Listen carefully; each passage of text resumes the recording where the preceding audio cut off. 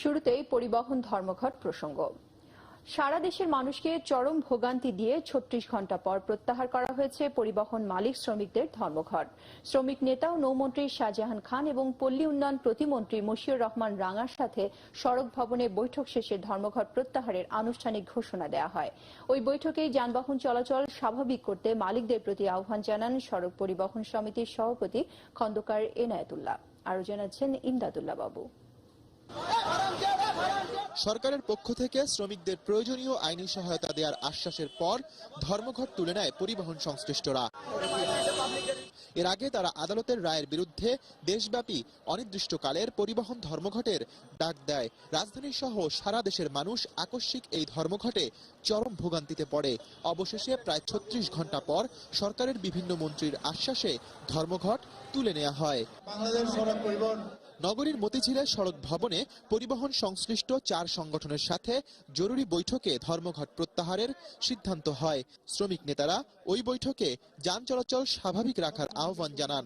এরপরই দেশব্যাপী যান চলাচল শুরু হয়। সড়ক পরিবহন ও সেতু মন্ত্রী ওবায়দুল কাদের এবং আইনমন্ত্রী আনিসুল হকের সাথে এর আগে আলোচনা করে উদ্ভূত পরিস্থিতিতে শ্রমিকদের সম্ভাব্য সব ধরনের আইনি সহযোগিতার আশ্বাস দেওয়া হয়। এখন থেকে যানবাহন স্বাভাবিক চলাচলের জন্য মালিক ও শ্রমিক ভাইদের প্রতি উদাত্ত আহ্বান জানাচ্ছি। গাড়ির চালকরা গাড়ি চালানো থেকে নিজেরাই বিরত থাকে। দেশব্যাপী যানবাহন চলাচল বন্ধ হয়ে যাওয়ার জনদুর্ভোগের সৃষ্টি হয়। এই অনাকাঙ্ক্ষিত পরিস্থিতির কারণে আমরা আন্তরিকভাবে দুঃখিত। শ্রমিকেরা কর্মক্ষেত্রে যাওয়ার সাথে সাথে মালিকরা শ্রমিকদেরকে যেন যার যার গাড়ি দিয়ে দেন এবং এখন থেকে যেন যান চলাচল স্বাভাবিক হয়।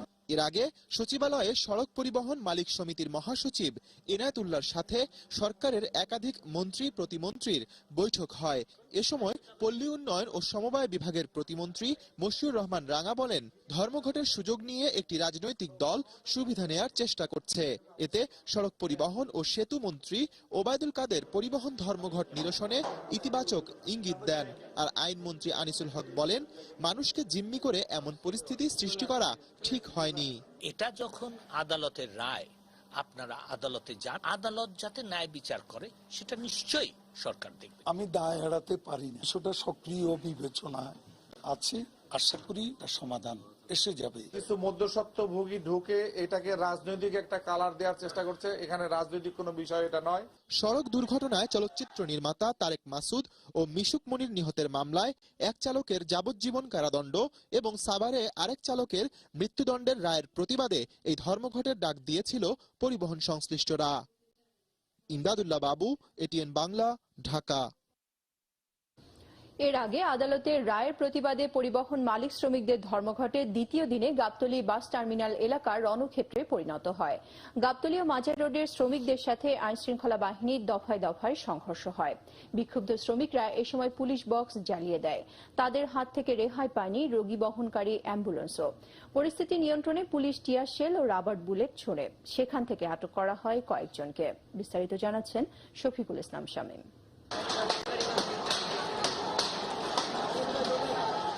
পরিবহন শ্রমিকদের টানা দ্বিতীয় দিনের ধর্মঘটে রাজধানীর গাবতলী এলাকা বুধবার রণক্ষেত্রে পরিণত হয়।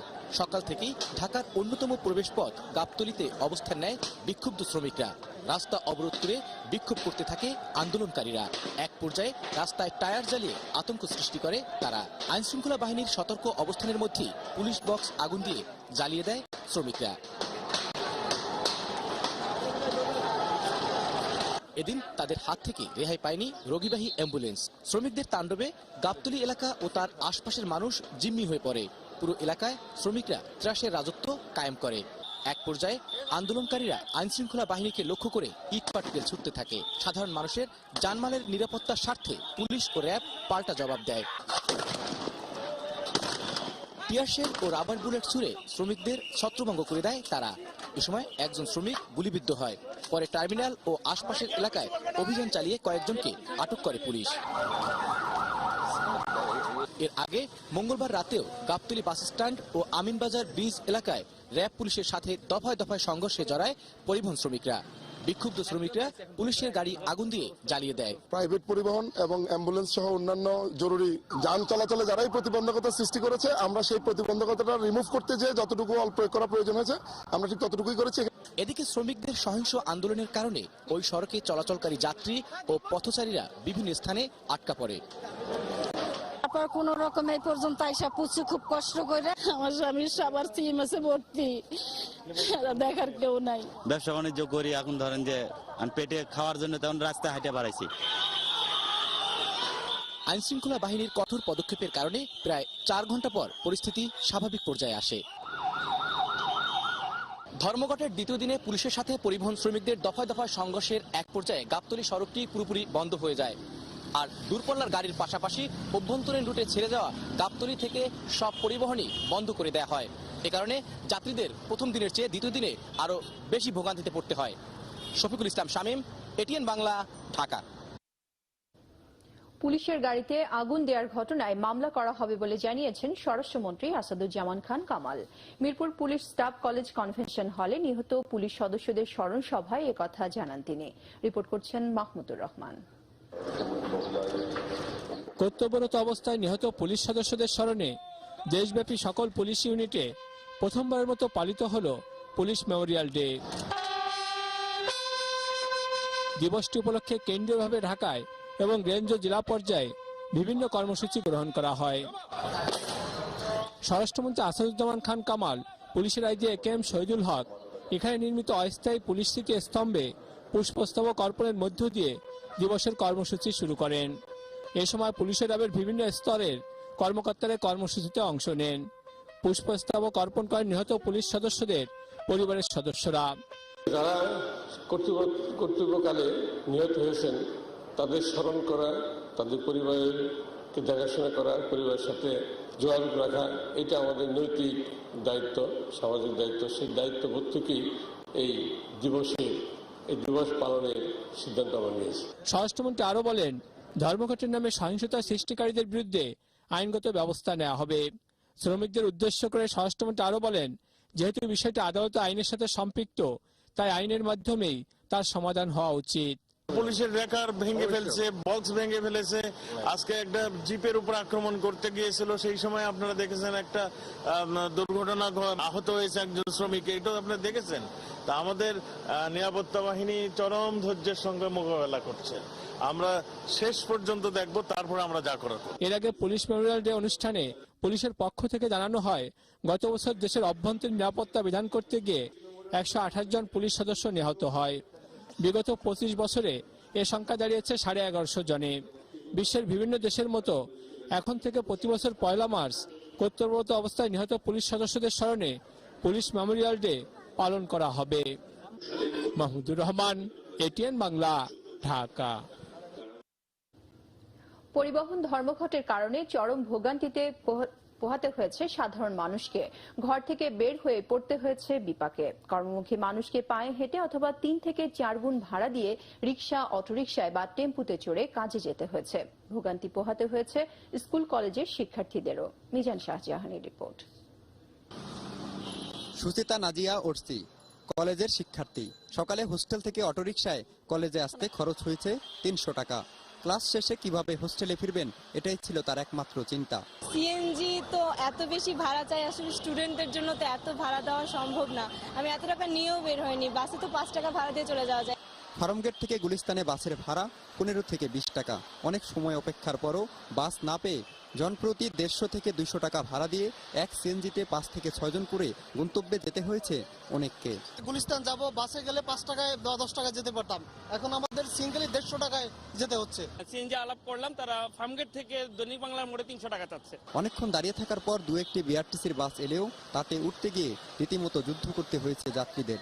জীবনের ঝুঁকি নিয়ে অনেকেই বাসে ঝুলে গেলেও মহিলারা পড়েন চরম বিপাকে। এর সুযোগে নির্ধারিত ভাড়ার চেয়ে অনেক বেশি ভাড়া আদায় করেছে সরকার নিয়ন্ত্রিত বিআরটিসি বাসগুলো। বিআরটিসি যে 2-1টা আসতেছে, খুব কষ্ট করে উঠতে হইতেছে এখানে।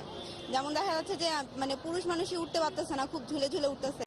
অনেকক্ষণ ধরে বাসের জন্য দাঁড়িয়ে আছি, পাচ্ছি না, এই জন্য হেঁটে যাওয়া বা রিক্সায় চড়ে যাওয়াটাই ভরসা। গণপরিবহনের চাকা থেমে থাকলেও থেমে থাকেনি কর্মব্যস্ত মানুষের জীবন। অনেকেই তাই পায়ে হেঁটে গেছেন গন্তব্যে। মিজান শাহজাহান, এটিএন বাংলা, ঢাকা। রাজধানীর বাইরেও অচল হয়ে পড়ে সড়ক পরিবহন ব্যবস্থা। বাস চালানো বন্ধ রাখা ছাড়াও বিভিন্ন স্থানে যান চলাচলে বাধা দেয়া এবং রাস্তায় টায়ার জ্বালিয়ে বিক্ষোভ করেন শ্রমিকরা। ব্রাহ্মণবাড়িয়ার আশুগঞ্জে পুলিশের সাথে পরিবহন শ্রমিকদের সংঘর্ষে আহত হয় অন্তত 10 জন। আতঙ্কে সীমিত হয়ে পড়ে প্রাইভেট কার এবং অন্যান্য যান চলাচল। ফলে চরম দুর্ভোগে পড়েন সাধারণ মানুষ। প্রতিনিধিদের তথ্যচিত্রের ভিত্তিতে রিপোর্ট করছেন রোকসানা ইভা। পরিবহন শ্রমিক মালিকদের ডাকা ধর্মঘটে দুদিন প্রায় অচল ছিল সারা দেশ। ভেঙে পড়ে দেশের পরিবহন ব্যবস্থা। চট্টগ্রাম, রাজশাহী, খুলনা, বরিশাল, সিলেট, রংপুর ও ময়মনসিংহ সহ সব জেলাতেই বাস চলাচল বন্ধ থাকে। ফলে টার্মিনালগুলোতে চরম দুর্ভোগে পড়েন যাত্রীরা। দূরপাল্লার মতো অনেক রুটে অভ্যন্তরীণ বাস ও অন্যান্য যান চলাচল বন্ধ থাকায় অফিস এবং বিভিন্ন গন্তব্যের উদ্দেশ্যে বের হওয়া মানুষ পড়েন চরম বিপাকে। এদিকে ধর্মঘটের জের ধরে ব্রাহ্মণবাড়িয়ার আশুগঞ্জে যান চলাচলে বাধা সৃষ্টি করলে পরিবহন শ্রমিক ও পুলিশের মধ্যে সংঘর্ষে বেশ কয়েকজন শ্রমিক আহত হয়। পুলিশে পুলিশ আর আমাদের শ্রমিক কর্মীদের একটু সংঘর্ষ হয়, তারা আক্রমণাত্মক হয়। ধর্মঘটের কারণে সকাল থেকে ঢাকা আরিচা মহাসড়কের আমিনবাজার, হেমায়তপুর, সাভার ও বাইপাইল সহ বিভিন্ন বাস স্ট্যান্ডে ছিল যাত্রীদের উপচে পড়া ভিড়। অল্প কিছু বাস ট্রাক চলাচলের চেষ্টা করলেও সাভারের রাজফুলবাড়িয়া এবং নারায়ণগঞ্জের টায়ারে আগুন জ্বালিয়ে শ্রমিকরা তা আটকে দেয়। জরুরি প্রয়োজনে গন্তব্যে পৌঁছাতে না পেরে বরিশালের বিভিন্ন টার্মিনালে আটকে পড়া যাত্রীদের মধ্যে হতাশার পাশাপাশি দেখা দেয় ক্ষোভ। ট্রাক সহ বিভিন্ন পরিবহন বন্ধ থাকায় বাজারে তরকারি সহ বেড়ে যায় কাঁচামালের দাম। আমাদের খুব কষ্টই হচ্ছে, কারণ আমরা সবাই দুর্ভোগে ভুগতেছি। এখন গাড়িগুলো সব বন্ধ, কি করে যাবো আমরা? সিরাজগঞ্জের এম এ মতিন বাস টার্মিনালের সামনেও যান চলাচলে বাধা দিয়ে ও টায়ার জ্বালিয়ে বিক্ষোভ করে শ্রমিকরা। ধর্মঘটে পটুয়াখালী, কক্সবাজার, রাঙামাটি ও বান্দরবানের জনদুর্ভোগের পাশাপাশি পর্যটন শিল্পে ধস নামে। আটকে পড়েন বহু পর্যটক। রোকসানা ইভা, এটিএন বাংলা। পরিবহন ধর্মঘটের জন্য নৌ পরিবহন মন্ত্রী শাহজাহান খানকে দায়ী করেছে বিএনপি। জাতীয় প্রেস ক্লাবে এক আলোচনা সভায় বিএনপি নেতারা এ অভিযোগ করেন। দলের মহাসচিব মির্জা ফখরুল ইসলাম আলমগীর বলেন, এক মন্ত্রীর ইন্ধনে ডাকা ধর্মঘটে মানুষের চরম ভোগান্তি ও দুর্ভোগ নিরসনে ব্যর্থ হয়েছে সরকার। সিন্ডিকেটের মাধ্যমে এলপিজি আমদানি করে জনগণের অর্থ লুটে নেওয়ার জন্য দফায় দফায় গ্যাসের দাম বাড়ানো হয়েছে বলেও অভিযোগ করেন মির্জা ফখরুল। পিলখানা ট্র্যাজেডি দিবস স্মরণে বিএনপি আয়োজিত এই সভায় নেতারা বলেন, শেখ হাসিনার অধীনে এবং বেগম খালেদা জিয়াকে ছাড়া কোনো জাতীয় নির্বাচনে অংশ নেবে না বিএনপি। আজকে গোটা বাংলাদেশে সরকার বলতে কিছু আছে বলে মনে হয়। যাতে একটা দখলদার বাহিনীর মতো জনগণের প্রতিনিধিত্বশালী কোনো সরকার নেই। সমগ্র বাংলাদেশে মানুষ আজকে চরম অস্থিতিশীল অনিশ্চয়তা মধ্যে পড়েছে। এই ধর্মঘটের পেছনে যিনি মদত যোগাচ্ছেন তিনি হচ্ছে এই সরকারের একজন প্রভাবশালী মন্ত্রী, তার সাথে তার প্রতিমন্ত্রী রয়েছেন। একজন ড্রাইভার তার শাস্তি দিচ্ছে কোর্ট, সেই কারণে আজকে ধর্মঘট করছে। এই ধর্মঘটের আড়ালে সরকারের মন্ত্রী শাহজাহান খান